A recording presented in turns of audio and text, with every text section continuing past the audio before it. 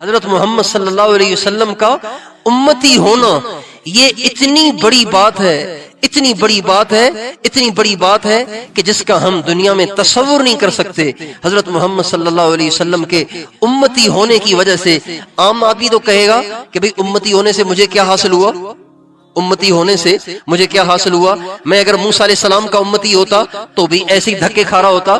آج میں حضرت محمد صلی اللہ علیہ وسلم کا امتی ہوں تب بھی دھکے کھا رہا ہوں۔ میں موسیٰ علیہ السلام، عیسیٰ علیہ السلام کا امتی ہوتا تب بھی میں بے روزگار ہوتا۔ آج میں حضرت محمد صلی اللہ علیہ وسلم کا امتی ہوں تب بھی بے روزگار ہوں، تو مجھے فائدہ کیا ہوا؟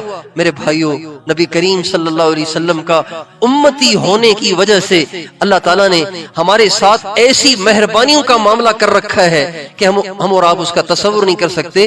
پچھلے زمانے میں کسی قوم میں کوئی برائی ہوتی، کوئی بدکاری ہوتی تو اللہ تعالیٰ بہت تھوڑی ان کو ڈھیل دیتے تھے، پھر ان کو پکڑ لیتے تھے۔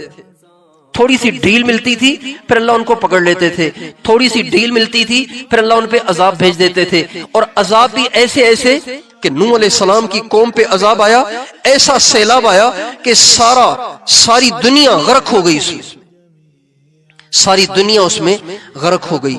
پانی نکلا تندور سے پانی نکلتے نکلتے اتنا پانی نکلا کہ بالکل سیلاب کی شکل اختیار کر گیا، اوپر سے بارش دھواں دھار شروع ہو گئی، اتنا پانی برسا کہ پہاڑ بھی اس میں ڈوب گئے، اتنا سیلاب آیا۔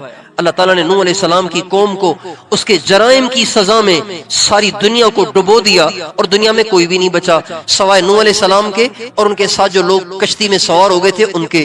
ایسے ہی قوم ہود پہ اللہ نے عذاب بھیجا، ایسا عذاب بھیجا، ایسی زوردار ہوا بھیجی۔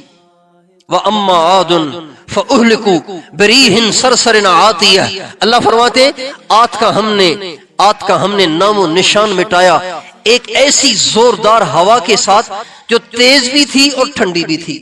ریحن ہوا، سرسرن ٹھنڈی ہوا، تیز، آتیہ ایسی تیز تھی کہ فرشتے کے قابو سے بھی باہر چلی گئی تھی۔ فرشتہ ہوا کو کنٹرول کرتا ہے، فرشتہ بادلوں کو کنٹرول کرتا ہے، فرشتہ ہوا کو کنٹرول کرتا ہے۔ اللہ کہتے ہیں وہ ہوا ایسی تھی کہ فرشتہ اس کو قابو کرنے سے بے بس ہو گیا، اللہ پاک نے اپنی قدرت سے اس ہوا کو چلایا، ایسی زوردار ہوا تھی۔ سخرها علیہم 7 لیال و8 ایام حسوما فتر القوم فیہا سرعا، اللہ تعالیٰ نے 7 راتیں 8 دن مسلسل اس ہوا کو اتنا تیز چلایا کہ قوم عاد جو 100 فٹ کے لوگ تھے، 150 فٹ کے لوگ تھے، ہوا نے ان کو اٹھایا اور ان کو فضا میں لے گئی اور ان کو آپس میں ٹکرایا، ان کے دھڑ الگ کر دیے، ان کے سر الگ کر دیے، ان کے بازو الگ کر دیے، ان کی ٹانگیں الگ کر دی، ٹکڑے ٹکڑے کر کے اللہ پاک نے 7 راتیں 8 راتوں کے بعد 8 دن کے بعد ان کو زمین پہ پھینکا۔ پھر اللہ فرماتے ہیں فَتَرَ الْقَوْمَ فِيهَا سَرْعَا، اب تم دیکھو گے کہ کسی کی لاش کہیں پڑی ہے، کسی کی لاش کہیں پڑی ہے، کسی کا سر کہیں پڑا ہے، کسی کے پاؤں کہیں پڑے، دھڑ کہیں پڑا ہے۔ یہ اللہ پاک نے ان کو ہلاک کر دیا، ان کا نام و نشان بھی مٹا دیا۔ پھر اللہ فرماتے فَهَلْ تَرَى لَهُم مِّن بَاقِيَةٍ، ان کی نسلوں میں سے کوئی آج تمہیں بچا ہوا مل رہا ہے؟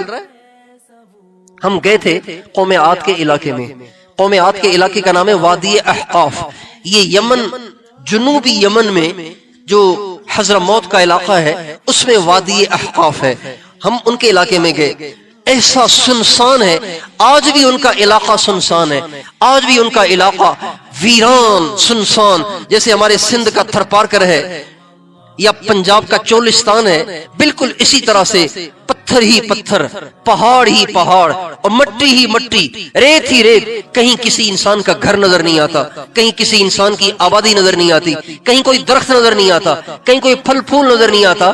اللہ تعالیٰ نے ہمیشہ کے لیے اس علاقے کو ویران کر دیا۔ ابھی کچھ عرصہ پہلے سعودی عرب کے بارڈر سے کھدائی کرتے ہوئے ایک لاش ملی ہے، قوم عاد کے ایک آدمی کی لاش ملی ہے۔ ناپنے والوں نے اسے ناپا تو اس کی جو کھوپڑی ہے، یہ 30 فٹ کی کھوپڑی ہے، 30 فٹ کی کھوپڑی ہے۔ اس کا جسم کتنا لمبا ہوگا؟ اللہ تعالیٰ نے ان کو ہلاک اور برباد کر دیا. نافرمان بنے, اللہ نے ڈھیل تھوڑی دی, پھر اس کے بعد ہلاک کر دیا. قوم عاد پہ اللہ کی پکڑ آئی, اللہ نے ان پہ آگ برسائی, انگارے برسائے, آگ کے شعلے برسائے اور ان کو جلا کے خاک کر دیا اور ان کا نام و نشان مٹ گیا. قوم لوط بے پردگی میں مبتلا ہوئی, بے حیائی, زنا, بدکاری, برائی میں مبتلا ہوئی. اللہ پاک نے ان پہ ایسا عذاب بھیجا کہ زلزلہ بھی آیا اور پتھر بھی برسے, اور اللہ نے ان کی بستی کو آسمان پہ اٹھا کے ان کی بستی کو الٹ کے زمین پہ پھینکا اور ہمیشہ کے لیے ان کا نام و نشان مٹا دیا. اب آپ دیکھیں قوم نوح نے جو جرائم کیے, قوم شعیب نے جو جرائم کیے, قوم عاد نے جو جرائم کیے, قوم لوط نے جو جرائم کیے, یہ سارے جرائم ہمارے معاشرے میں ہو رہے ہیں کہ نہیں ہو رہے ہیں؟ بھئی ہو رہے ہیں کہ نہیں ہو رہے ہیں؟ حضور اکرم صلی اللہ علیہ وسلم کا امتی ہونے کا یہ نتیجہ ہے کہ اللہ تعالیٰ نے ہمیں ان عذابوں سے بچا رکھا.